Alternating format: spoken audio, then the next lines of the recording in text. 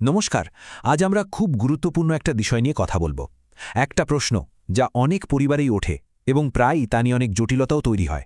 প্রশ্নটা হলো, বাবা মা কি তাদের সব সম্পত্তি শুধু একজন সন্তানকেই দিয়ে যেতে পারেন? আসুন তো এই আইনি প্যাচটা একটু সহজ করে বোঝার চেষ্টা করা যাক। আচ্ছা, চলুন একটা খুব পরিচিত ছবি দিয়ে ব্যাপারটা শুরু করি। ধরুন, বাবা মা বৃদ্ধ হয়েছেন, তাদের বেশ কয়েকজন সন্তান, কিন্তু দেখা যায় শুধু একজনই তাদের দেখাশোনা করে, পাশে থাকে। বাকিরা হয়তো যে যার নিজের জীবন নিয়ে দূরে ব্যস্ত। তখন সম্পত্তির ভবিষ্যৎ কি হয়? প্রথমে চলুন এই আইনি প্রশ্নের পেছনের বাস্তব আর আবেগটা একটু বুঝে নিই। প্রায় কি দেখা যায় বলুন তো? সন্তানদের বিয়ের পর তাদের নিজেদের সংসার হয়, দায়িত্ব বাড়ে। অনেকেই তখন বয়স্ক বাবা মায়ের ঠিকমতো খোঁজ খবর নিতে পারেন না। এমন পরিস্থিতিতে ছেলে হোক বা মেয়ে, কোনো একজন সন্তান বাবা মায়ের সব দায়িত্ব কাঁধে তুলে নেয়। সেবা যত্ন করা, চিকিৎসার খরচ চালানো, মানে সবটা। তখন স্বাভাবিকভাবেই বাবা মায়েরাও সেই সন্তানের ওপর পুরোপুরি নির্ভরশীল হয়ে পড়েন, আর তার প্রতি একটা বিশেষ টানও তৈরি হয়।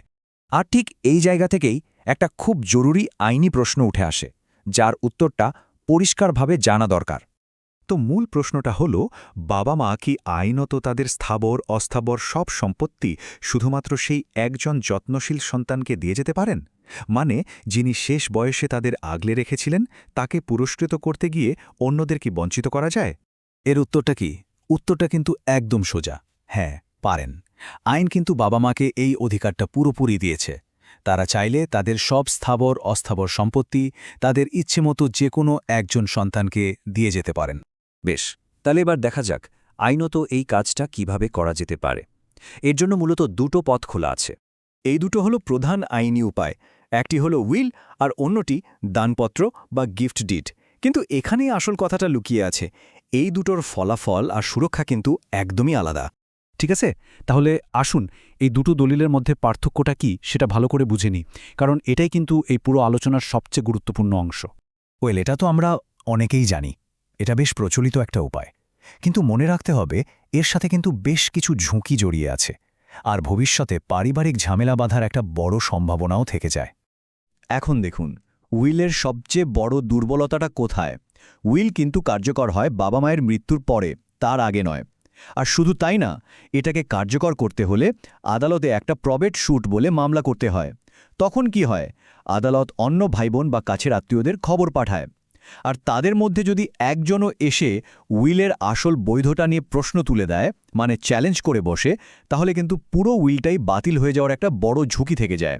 এই তুলনাটায় দেখুন পার্থক্যটা কত পরিষ্কার। দানপত্র বা গিফট ডিড রেজিস্ট্রি করার সঙ্গে সঙ্গেই কার্যকর হয়ে যায়, এটা অনেক বেশি সুরক্ষিত। অন্যদিকে উইল কার্যকর হয় মৃত্যুর পর, আর সেটা নিয়ে আদালতে মামলা মোকদ্দমা হতে পারে, অন্য আত্মীয়রা আপত্তি জানাতে পারে, কিন্তু দানপত্রের ক্ষেত্রে সে আপত্তির কোনো জায়গাই নেই। এই পুরো তুলনার পর আইন বিশেষজ্ঞরা যে পরামর্শটা দেন তা খুবই স্পষ্ট। দানপত্রের সবচেয়ে বড় সুবিধাটা হল, এটার রেজিস্ট্রি হওয়ার সাথে সাথেই সেই সন্তান সম্পত্তির একছত্র মালিক হয়ে যায়। মানে বাবা মা বেঁচে থাকতেই মালিকানা হস্তান্তর হয়ে গেল। ফলে পরে এটা নিয়ে কোনো রকম বিবাদের সুযোগই আর থাকে না। কিন্তু এখানে আরেকটা বাস্তব প্রশ্ন চলে আসে। যদি অন্য ভাই বোনেরা আগে থেকে সেই বাড়িতে বা সম্পত্তিতে বাস করে, তাহলে তাদের কি হবে? এই ধরনের পরিস্থিতি সামলানোর জন্য আইন কিন্তু নতুন মালিককে একটা পরিষ্কার রাস্তা দেখিয়ে দিয়েছে। নতুন মালিক যিনি দানপত্র পেয়েছেন, তার হাতে একটা নির্দিষ্ট আইনি অস্ত্র আছে। একে বলা হয় এভিকশন শুট বা উচ্ছেদের মামলা। প্রক্রিয়াটা বেশ সোজাসাপটা। নতুন মালিককে সিভিল কোর্টে একটা এভিকশন স্যুট ফাইল করতে হবে। সেখানে মালিকানার প্রমাণ হিসেবে রেজিস্ট্রি করা দানপত্রটা দেখাতে হবে। আর সেটা দেখেই আদালত সাধারণত অন্য ভাইবোনদের সেই সম্পত্তি খালি করে দেওয়ার জন্য একটা ডিক্রি বা আদেশ জারি করে দেয়। তাহলে সব মিলিয়ে মূল কথাগুলো কি দাঁড়ালো? যদি বাবা মা চান যে তাদের সম্পত্তি কোনো ঝামেলা ছাড়াই নির্দিষ্ট কোনো সন্তানের কাছে যাক, তাহলে দানপত্রই হলো সবচেয়ে নিরাপদ রাস্তা। এটা সঙ্গে সঙ্গে মালিকানা দেয়, জানিয়ে পরে কেউ প্রশ্ন তুলতে পারে না। আর এর মাধ্যমে ভবিষ্যতের সব আইনি জটিলতাও এড়ানো যায়। তাহলে পুরো আলোচনাটা শেষে একটা বড় প্রশ্ন কিন্তু থেকেই যাচ্ছে।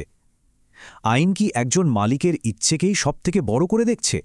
তার সম্পত্তির ওপর তার নিরঙ্কুশ অধিকারকেই কে প্রাধান্য দিচ্ছে? নাকি একটা পরিবারের ভেতরের যে আবেগ, যে জটিল প্রত্যাশা, সেগুলোরও কোনো জায়গা আছে? প্রশ্নটা কিন্তু ভাবার মতো।